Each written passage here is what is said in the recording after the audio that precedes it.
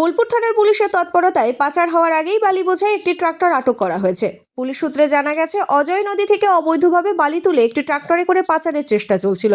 গোপন সূত্রে খবর পেয়ে বোলপুর থানার পুলিশ অভিযান চালিয়ে ট্রাক্টরটিকে হাতে নাতে আটক করে। ট্রাক্টরটি বালি বোঝাই অবস্থায় ছিল। এরপর পুলিশ বালিসহ ট্রাক্টরটি বাজেয়াপ্ত করে থানায় নিয়ে আসে। তবে এই ঘটনায় ট্রাক্টরের চালক বা সংশ্লিষ্ট কেউ পুলিশের হাত থেকে পালিয়ে যায় বলে জানা গেছে। অবৈধ বালি পাচার চক্রের সঙ্গে কারা জড়িত তা খতিয়ে দেখছে পুলিশ। এই ঘটনায় এলাকায় চাঞ্চল্য ছড়িয়েছে। পুলিশ জানিয়েছে, বেআইনি বালি পাচারের বিরুদ্ধে অভিযান আরও জোরদার করা হবে।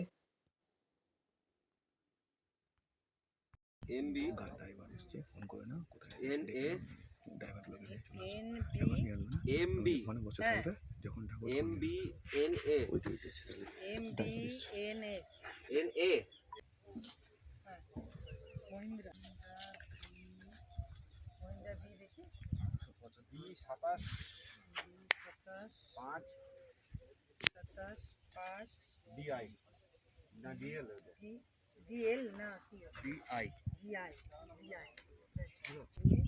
100 CFT of 100